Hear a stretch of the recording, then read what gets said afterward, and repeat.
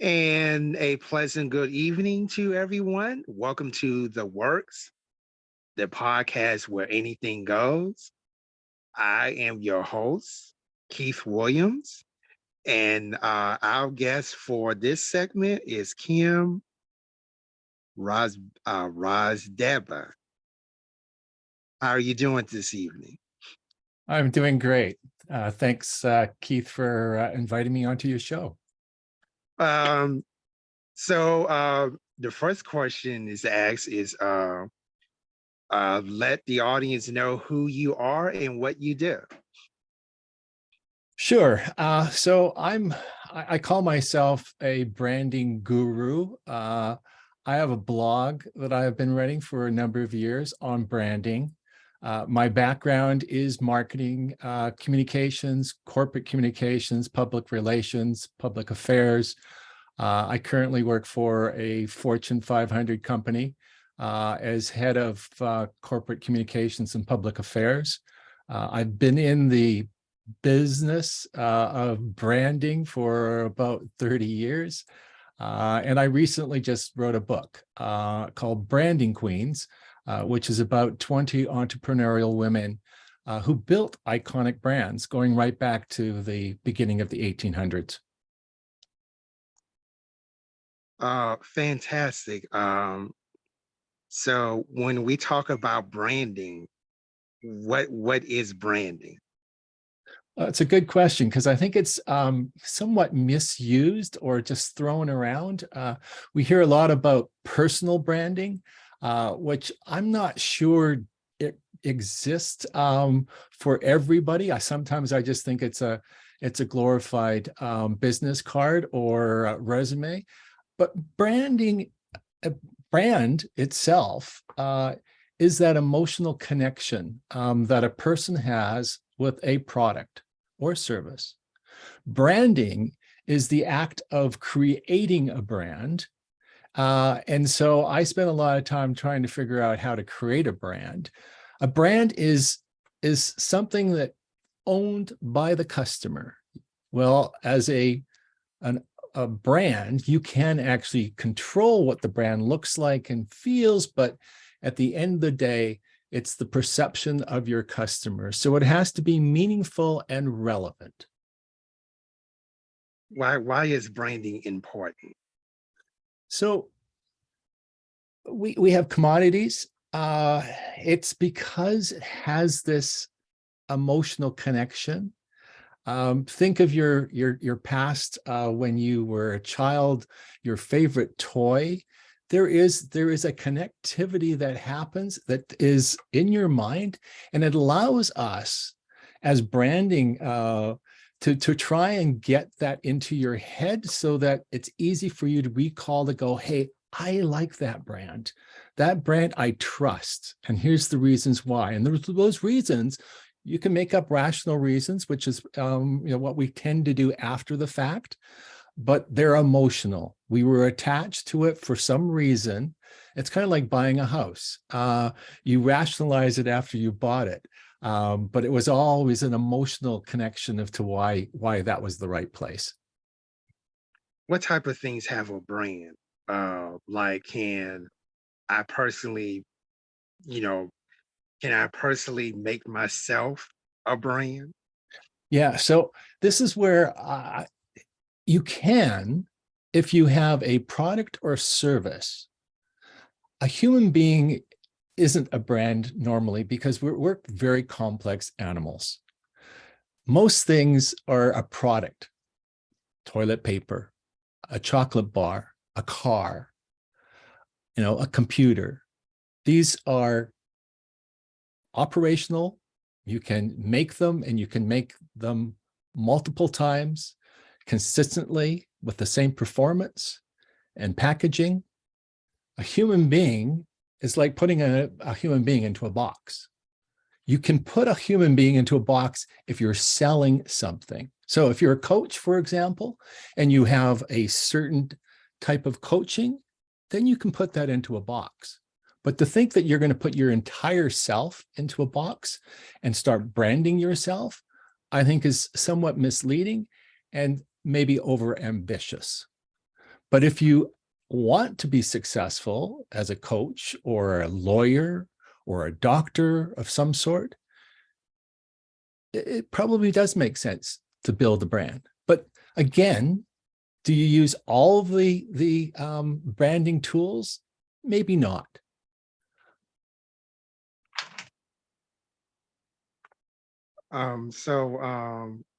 Do we have a lot of people out there that are trying to, personally brand themselves? Yeah. Or why do you think that's a bad idea? So I think it's not necessarily a bad idea. It's just a lot of effort, and I'm not sure the gain is there. You can have really nice, and I think social media has sort of created this idea that we need to be a brand, and all I think we really need is a really good page to support who you are. It's like your business card. Okay, if you're a consultant, as I said, as a consultant, well, then maybe you may need to spend a little bit more effort. But does everybody need a newsletter to be putting out? Do they need to be commenting on everything everyone else is doing on a daily basis? Should they be on Facebook, on TikTok, on Instagram? Should they be on LinkedIn? I mean, again, it's amount of effort that you're going to put in as to what is the reward. So you have to really understand, and what is it that you're trying to sell? And that, I think, is the key. If you're actually selling a service or a product, then you can start thinking about building a brand. But I think a lot of people just think, I need to be a brand. Well, no. First thing you got to do is step back and go, what is it you're selling? And it has to be something that you're selling, because that's what a brand is for. And I think we've kind of misused the term brand. We look at, famous people, and famous people can become brands, but really they're just famous people. I'm glad you mentioned that, because I think that you have like a lot of, celebrities, musicians, actors, and actresses. They are, trying to personally brand themselves like they're Kardashian, Yes. that, but what are these folks are selling? Yeah. And so they can. I mean, some have, clothing line, jewelry. You'll see some famous people get into perfumes. But, does it make sense? In some cases, it might make sense. As long as the customer buys it, then it probably makes sense. But they didn't start with a brand. They started becoming famous first, and then they built the brand after that. So again, I think a lot of people think that they need to be a brand, and I'm going, unless you're selling something on a day-to-day basis, just have a really good LinkedIn site, or a good, resume, a good business card of some sort, and that should be good enough. Yeah, I get that part, but I guess what I'm, steering the car at is that you have, when I mean celebrities, I'm talking about, these so-called folks that are in these TV reality shows. Yeah. That's Yeah. that's where I'm trying, to get. I get, the part that you have, a lot of Sure. celebrities, they actually sell a product or a service. I get that. But what about these reality TV stars? So they turn into influencers. And if you see this all the time, you can see influencers on Facebook, you see influencers on TikTok, and they have a huge following. They're creating stuff, they're creating content that people want to consume. So reality shows, similar, these same people have been somewhat attractive to others to watch. and they had this emotional connection with others. They're likable. Some characters are not likable. Some actually bring out, again, a feeling of detraction as opposed to attraction. But they become popular, and by becoming popular today, allows you to extend beyond yourself to see, okay, can I make this into a commercial business? Can I make this into a brand? Is there a difference between having a brand and just being an influencer? Is there a difference between the two? So I believe there is, because a brand, and again, I'm coming from 30 years of building brands. And I for me to communicate what a brand is, I use what I call the 5 C's of branding. And the 5 C's are critical pieces to building a brand. So an influencer is somebody that is out there that is creating content that people are consuming and people are sharing, and they become famous. Do they become a brand? That's questionable. Yeah, that's the part that gets me too. Without I know you wrote a book about entrepreneur women, in terms of branding.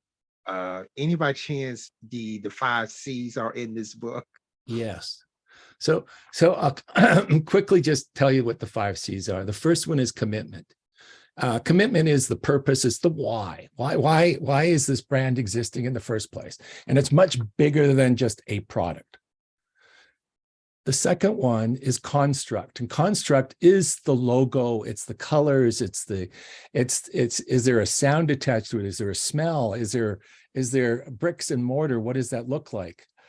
Is there a uniform? It's all the construct, it's all the physical aspects of what the brand looks like. The next one is it's a community, and community is not just the customers. It can be also influencers, advocates, and your customer, and also your employees who become advocates, hopefully. And the next one is your content. And this is really kind of your marketing. This is all the channels that you would use, your advertising channels, your communication channels, your touch points. Do you use PR, public relations? What kind of tools are you using to get your messaging out? And then the final one is consistency. And consistency is about all of the things you put in place to make sure that the brand experience is consistent and that you're always ratcheting up the quality and what trends are taking place. So you're doing your analytics. You're also understanding what your customers' needs are, and are they shifting? Where should you be? Where the customer wants you to be, and so that component is really the data, the research. Today, with all of the digital data that we have, it's rich with content for us to analyze and understand where our customers are going. So that's a really important piece. It sort of brings the loop right back to the beginning to make sure that your why is still relevant. So if having a website and a social media presence, is that all part of branding? Absolutely. And how you communicate on all channels is really important. Nothing's worse than that you communicate totally different in one channel versus another channel. It kind of looks somewhat schizophrenic as to what the brand is trying to communicate. So the consistency becomes really important about how you're delivering your message. It doesn't mean that you're delivering it the same way, because your target audience might shift from one channel to another. But at the same time, you're wanting to communicate your value that you have from your brand consistently across all the channels.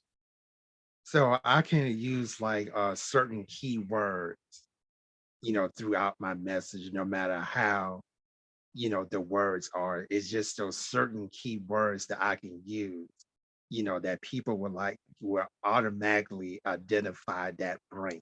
Yeah. So, I mean, the most successful brands are the ones that you don't have to actually put your logo on whatever you're communicating. People already see and feel that it's coming from this particular brand. And how that happens is through the language. It is through, keywords, tags, where do you value the messaging, and what topics should you be communicating, and where should you be communicating? All of these signal the brand itself. I would take if I can be a little transparent here. Yeah. um I'm into podcasting, okay, and the name of the umbrella is known as the Australian Broadcast Section, or OBS for short. Okay, so and which was started back in 2007. I have no idea where I got the name Austerlid from. I couldn't even, if someone asked me where I got the name from, I can't tell you. It's just something that just popped in my head. Right. That I wanted a name that was unique, that no one else had. And so when I was thinking of that name Austerlid, just popped in my head, and I ran away with it. So that's how the name came about. And now the logo is like a big O, and the slogan is "Get into the know." And I noticed that the O stands out. The O in Australia, it stands out because we want people to stay in the know. That means that whatever people are talking about, that's what we want to talk about on these podcasts. Right. And so that's why the podcast has been so successful, because we're talking about things that the mainstream media is either they're not talking about it at all, or they don't give enough information to, or content where people where they can hold a person's interest. Right. And So so go ahead. uh, I was just going to say, is there a question there, or did you just want me to comment? uh so yes, I want you to comment on that, in terms of, do you see something of a brand that's coming out of this transparency here? Do you see a brand here? So I do and I don't. The word is difficult to pronounce, and I don't know the meaning of the word either, but that doesn't matter. What I do see is OBS. And when I first found about your podcast, I was curious, what does OBS stand for? So the B and the S made sense.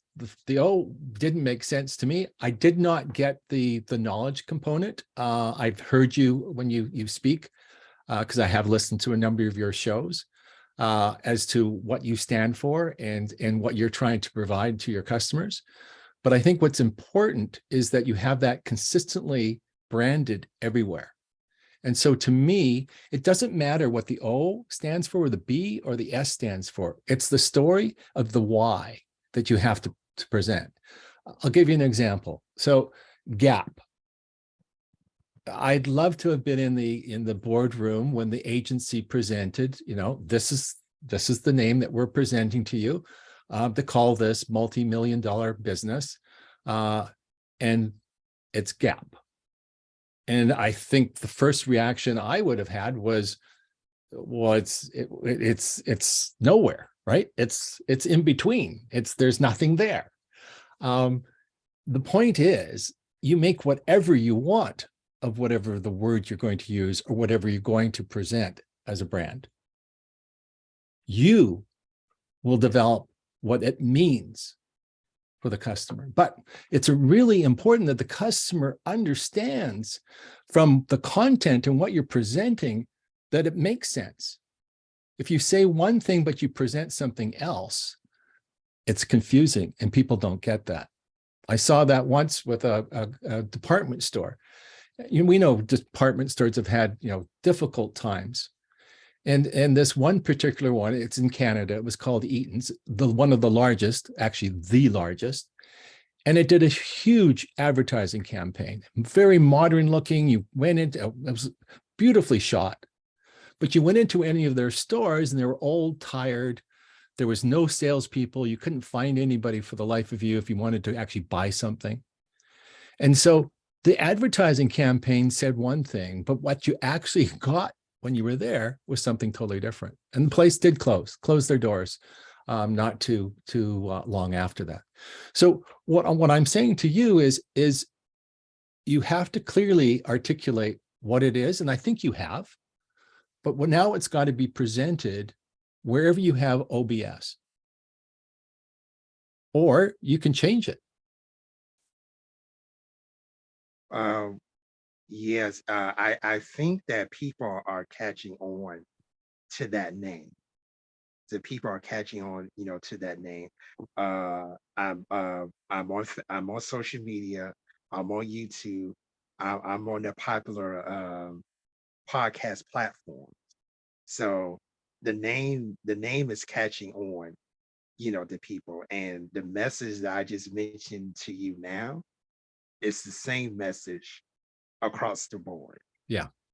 And again, I've listened to a number of your shows, and I would agree you are consistent with your messaging.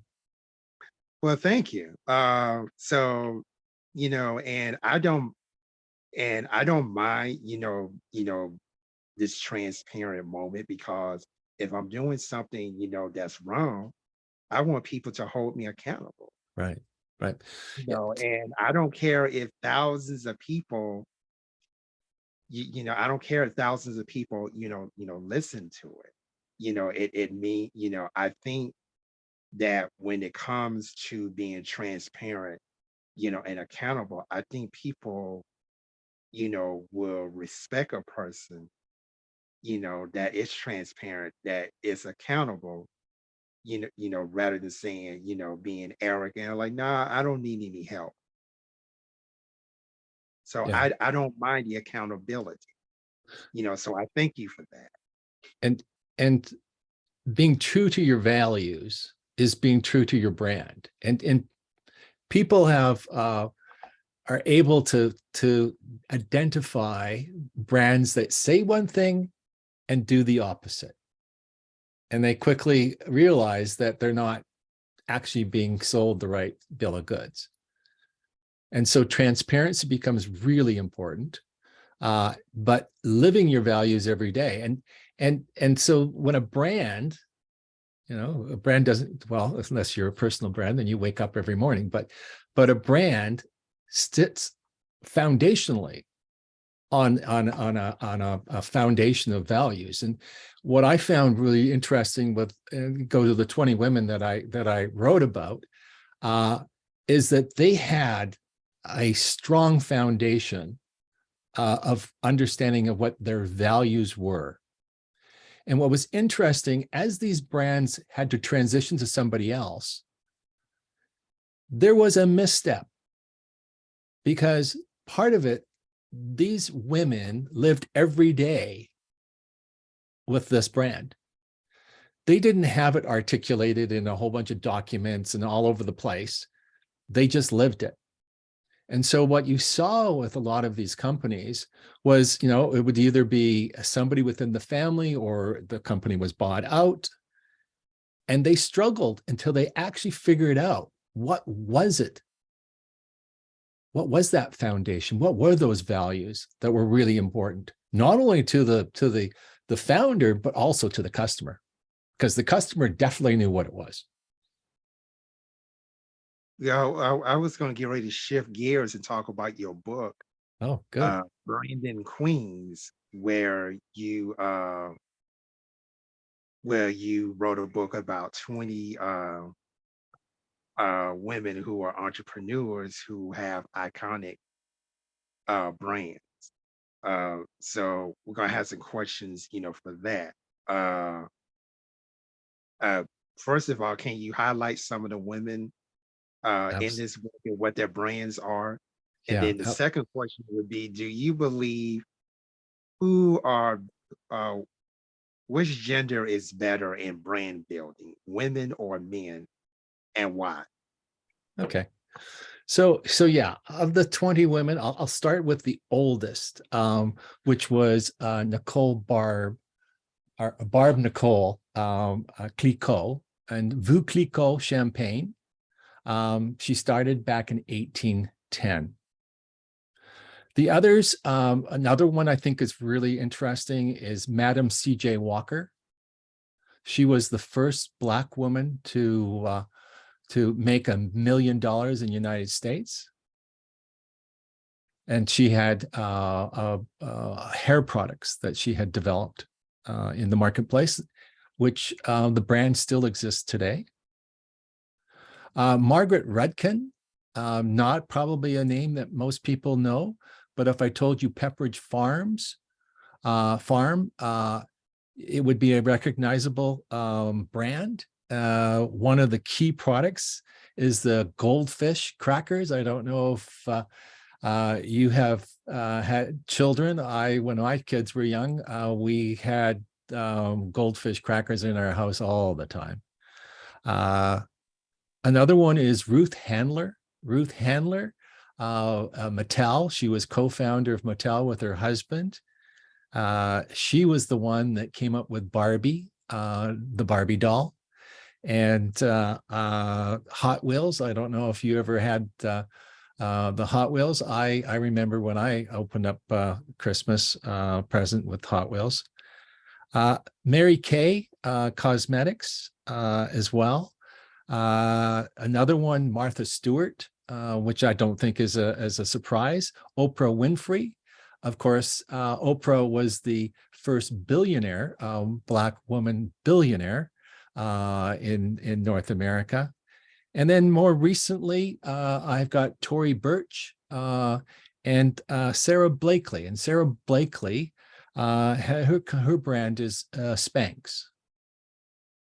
And she just recently stepped down from the CEO position in the company.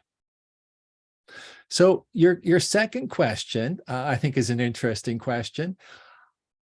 What I noticed that was, again, very common among these women were a couple of different things. And one was their ability to be empathetic and caring. And I think that's a trait that many women have, more so than men. And to build a brand, you need that, to be able to understand your customer and to understand what their needs were. The other interesting thing is many of these women, about 75% of them, were actually the customer themselves. These products that they were selling and making, they were the customer as well. So they understood exactly what their customers' needs were, because they're always trying to solve a problem, right? I mean, that's what we're all trying to do. And so I would say that women probably have a better situation here of understanding what make customers tick, more so than, I mean, I always like the phrase, and again, I'm not sure who, it was a man, I will build it and they will come. And that kind of mentality, if you look through history, that's how many brands were built. I'm going to build this and they're going to come. Whereas what I found with a lot of these brands that I talked to is they built them because there was problems and they saw a solution, hope to help other women. Uh, in your book, you also mentioned about the 5 C's, which you have already mentioned in this podcast. For a new company, which one of those 5 C's is the most important? And which one of the 5 C's do many companies poorly execute? Yeah, great question. I've asked myself this question many times. What's really interesting for a new company is when you're just starting out, you've got, and you're doing everything. And again, all of these women, they're writing their own ads. Uh, they were doing it all. They were running around. They probably didn't have an employee. They were still, putting the packaging together. They were delivering the product, or they'd have, some of their family members delivering the product. It's really hard to say, which one should you spend? All you should be doing at the beginning is making sure your product is the best product ever. That's a quality component here that they all had. They did not compromise on the quality of their product. Paramount. So I would start there. As they go along, I think the first C would be commitment. And that commitment is about that quality. But the commitment goes beyond that as to, okay, why are you doing this? And it's not just so that, I can make money and, everyone's going to be happy. No, they went to something far more deeper. So I'll go to Pepperidge Farm because Margaret Rudkin, she started making bread, and she made at the time, go back into the 40s, lots of instant food, Wonder Bread was coming out, this white bread, fluffy white bread that stayed soft and for weeks. And she started making bread because her son was allergic, had allergies, and her doctor had said, well, maybe try whole wheat bread, homemade. You make it yourself. There won't be any additives in it. That might help him. So she started doing that, and she didn't succeed. Her first couple of loaves of bread were hard as rock. And then she actually did come up with a recipe that worked really well. And she started seeing, and people were asking her, where can I get this bread? So she's actually started selling it. And she was positioning it as the healthy bread, more wholesome, good for, and she was actually selling it to other patients of her doctor as well. And so this was, natural at the time, going way back, whereas today is very common to hear, naturally sourced products, no additives. And she looked after, but she was also about quality. There was a lot of cream and there was a lot of butter in that bread that she sold. And that's probably why it was so good. But where I'm getting at is the value there was in her head. It just wasn't articulated at the beginning. And I think that's the start is that commitment, because if that becomes the foundation. And then from there, really, content becomes really important. How do you get your message out? I wrote this book. I think it's a great book.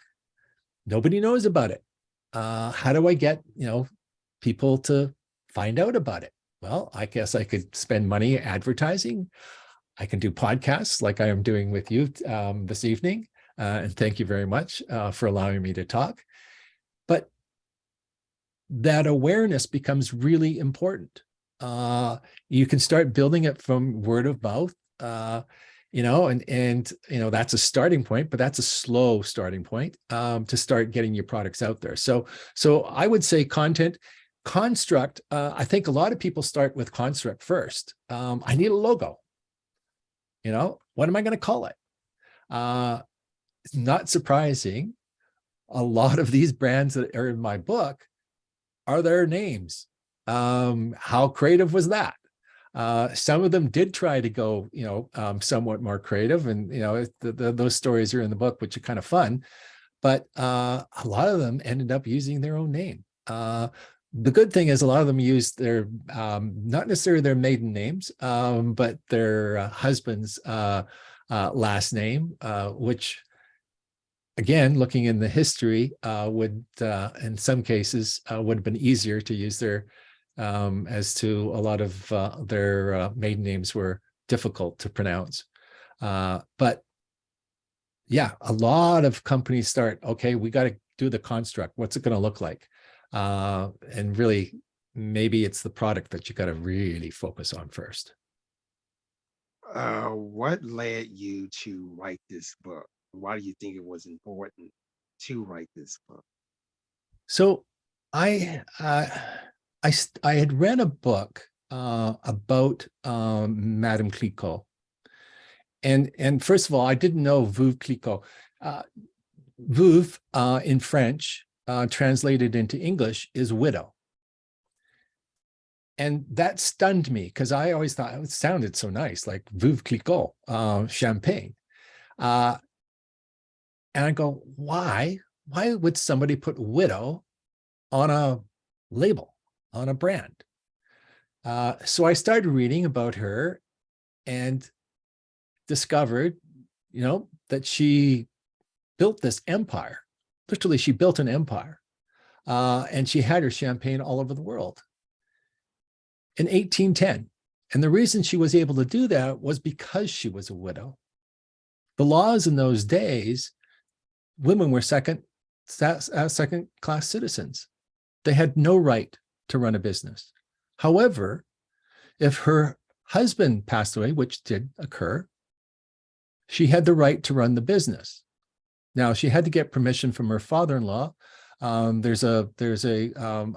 If she has a child, she has to have somebody mentor her. And she did. Her father-in-law was that person and allowed her to conduct business on one condition, that he select a partner for her.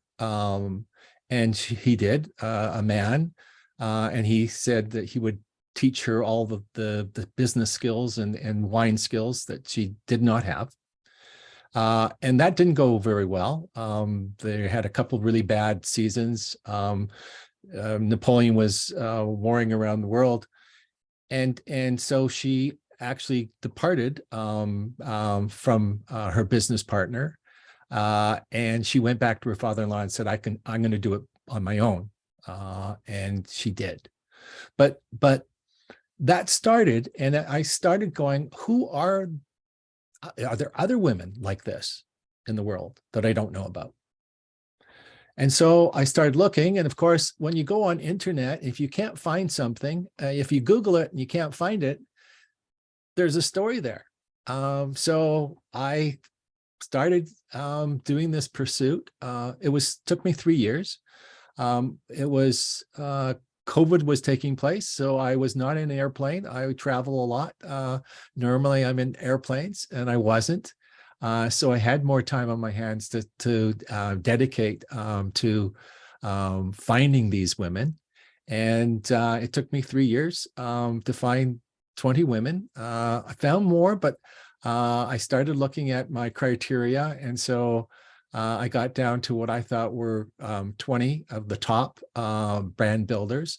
And I think each story is fascinating.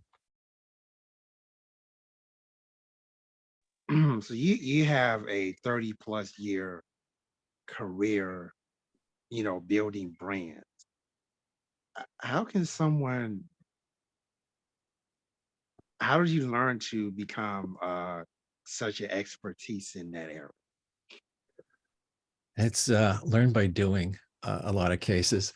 I mean, I worked for Ogilvy. David Ogilvy was I think a cornerstone of if you ever want to read a book about branding and marketing, David Ogilvy on advertising. That's the title of the book, David Ogilvy on. It's still today is selling out there, and it's been around for quite a few years. I did work, as I said, for Ogilvy for 10 years, allowed me to work with some of the world's biggest brands like Shell, is one of those, Toyota, another one. And it is about just learning. I mean, in school, I mean, I always had the same thing when people would come in, to an advertising agency and go, "What do I need? What education do I need?" And really, it's life experience. It's the ability. I mean, if there's one thing that you really need to understand is your customer. And so, being able to analyze what people do more so than what they say, because we know what they say not necessarily means what they do, but it's that curiosity of understanding what makes people tick. And so that I've always had that. I love to be able to sit, and I have been in when I've been working with clients. I'll sit and just watch the customers, and I'll and again, I'll use a couple of examples from the women in the book. Liz Claiborne, so she was a designer, and she had a clothing line. It's probably not as famous today as it was back in the 80s. And she used to just walk around in the store and talk to the customers. Estee Lauder did the same. She would walk around in the department stores where all of the fragrances are, and she would be busy, spraying fragrance on people or women, and she'd be talking. It's this this inquisitiveness of just understanding what people want and where are the the problems. What are the things that we can do to solve those problems? And Uber is a really good example of that.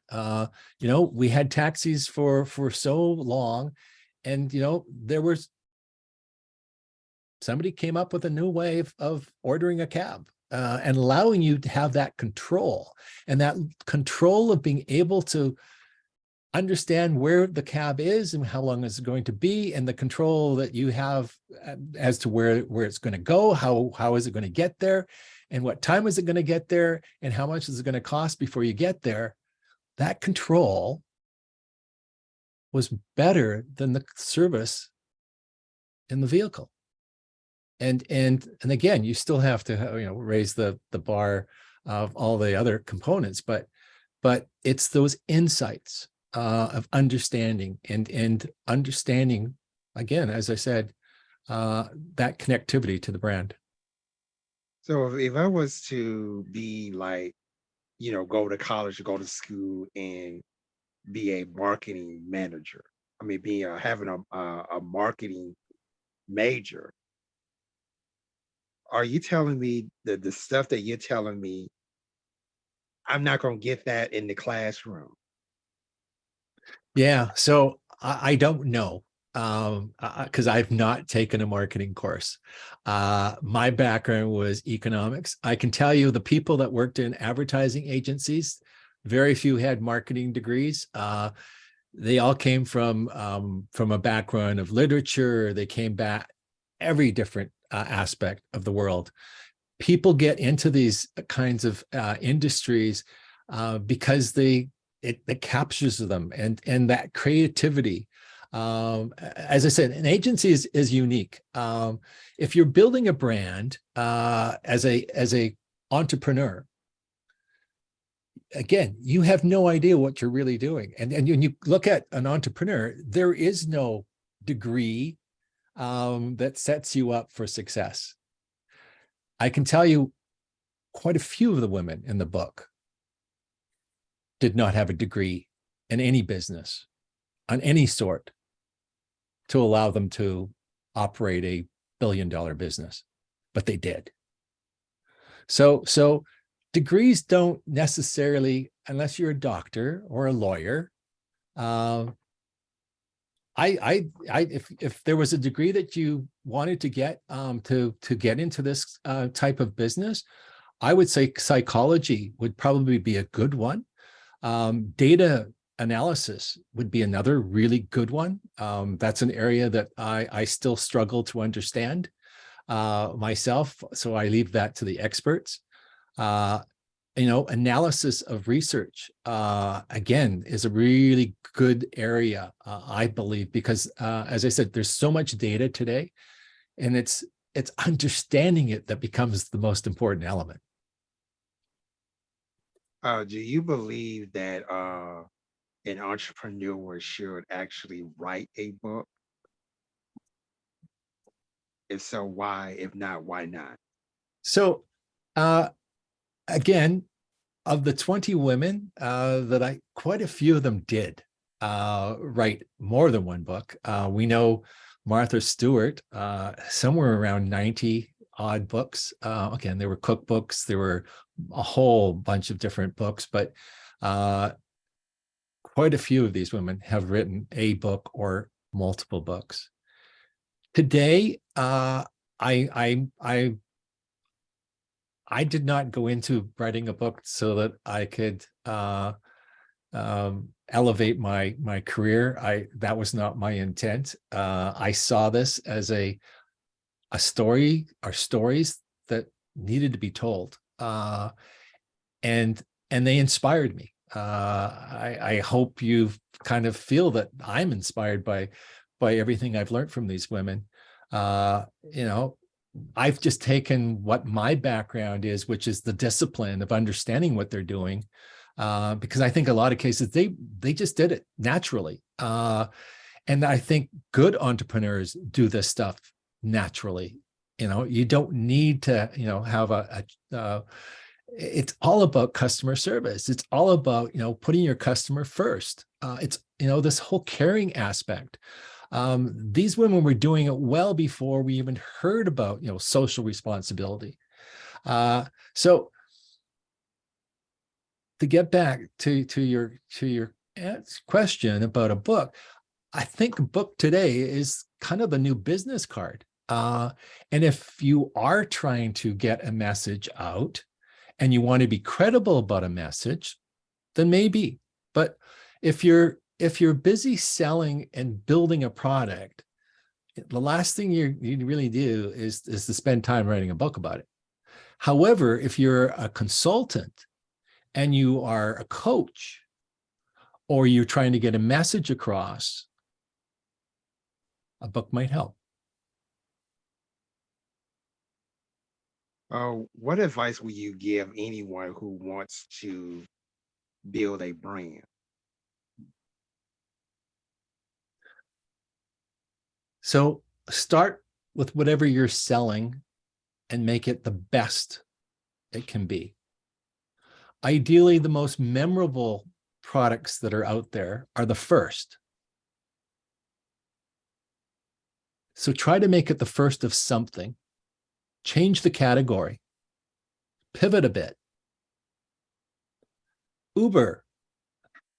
It wasn't the first cab. It was the first cab that you got that you were in control of. So they pivoted. And so they made a first entry. So start with your product. Start with the best quality possible for the best value. And it's a physical product or a service. What are you going to do that's going to be different? Start there. The brand will come from there. Oh, that's some very good advice. And we're going to get ready to wrap up here. It's certainly a pleasure having you on the podcast this evening.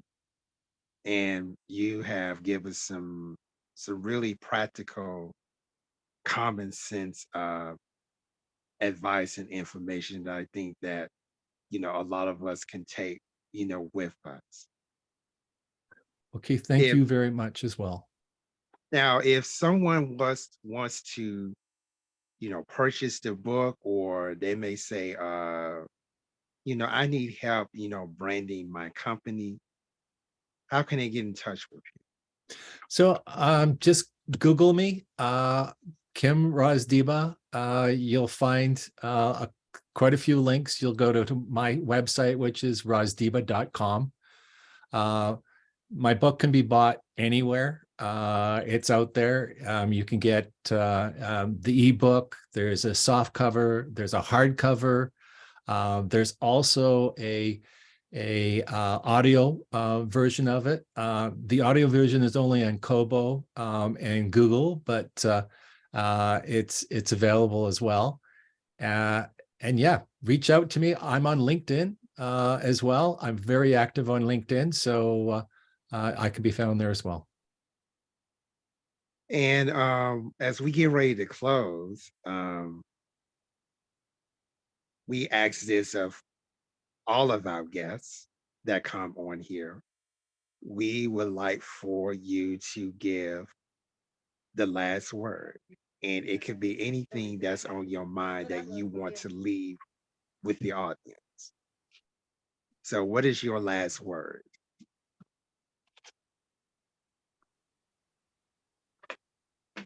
My last word is people want to be connected to brands. As long as the brand is there looking out for them.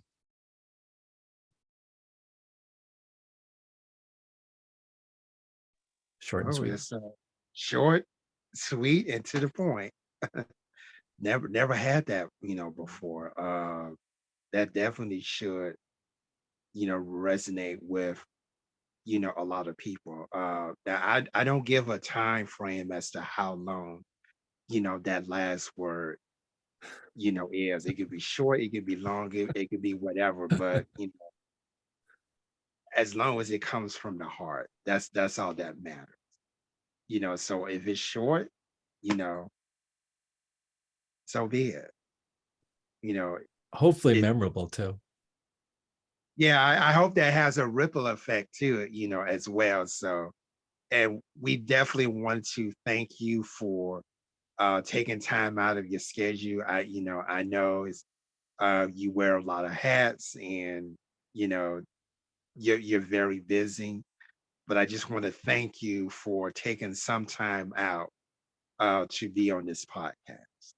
Well, thank you. Thank you very much for having me, Keith, and all the best as you move forward with your brand. Thank you so much. And again, even though I'm the host, I take in this information as well. I'm sure that from you and a lot of other guests that we had, in the past year or so, that I always take some nuggets of whatever the guest, has shared with me because, I want to build a brand, for example, that people will be able to, resonate. And you hardly ever hear that in the world of podcasts.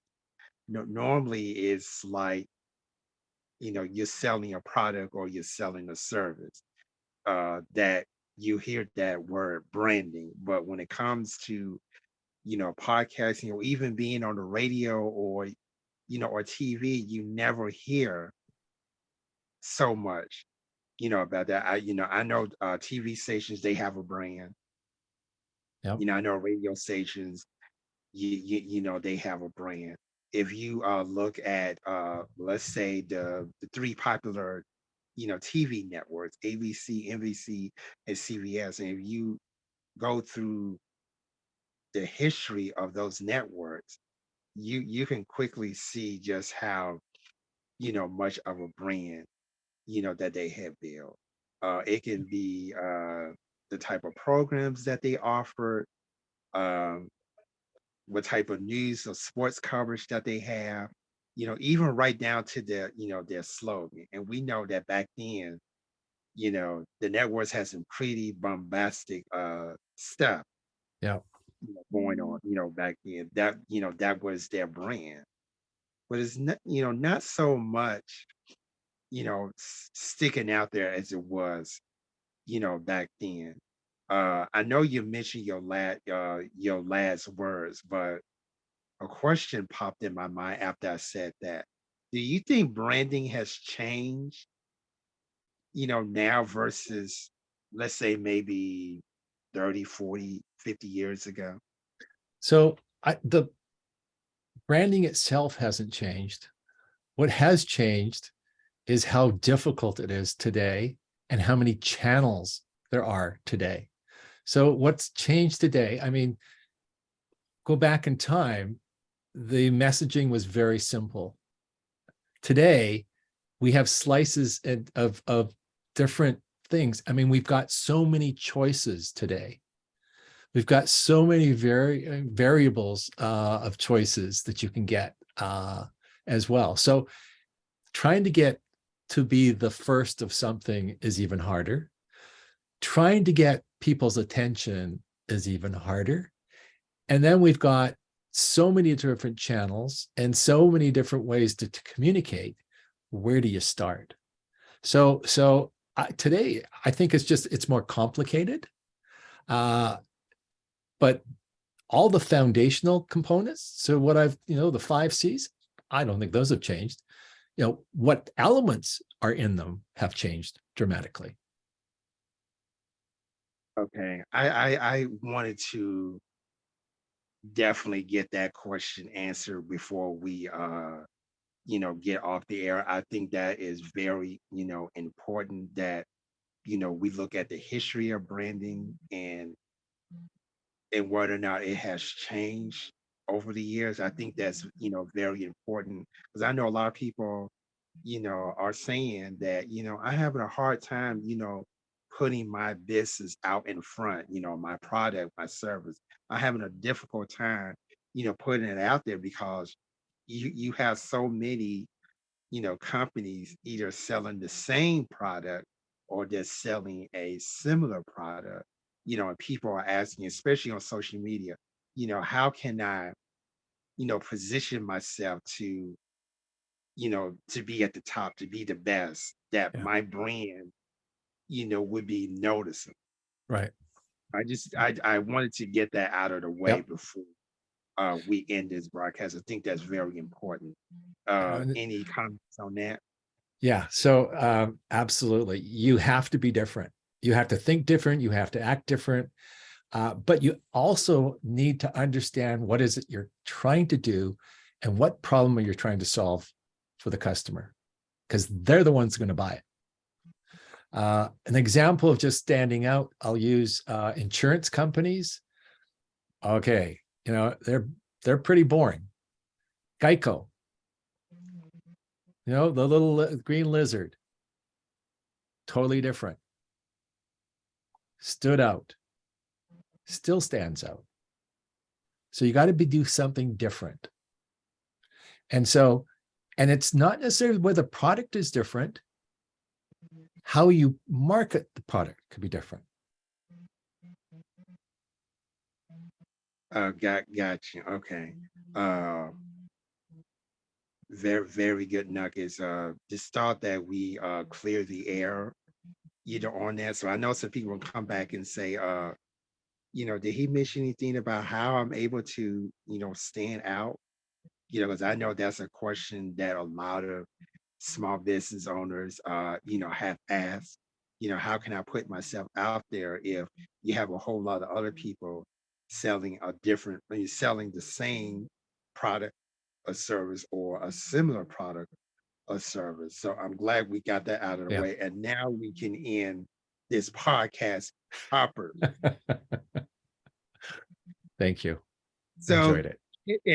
and one of the things that people need to understand is that you know uh we don't necessarily follow a script here, or we got to do A first, then B. Sometimes it gets out of whack, and that's okay. Because, and that's okay. But as long as that interaction is there, and then people get the information that they need, sometimes that doesn't really matter. No, I agree. Uh, As that long as there's that that, value. that mhm. That's just my opinion. I don't know what you think about that. I understand that there's certain things you have to have order, and you have to have structure. Right. I get that. I get that, but sometimes doesn't always seem to, to be that way.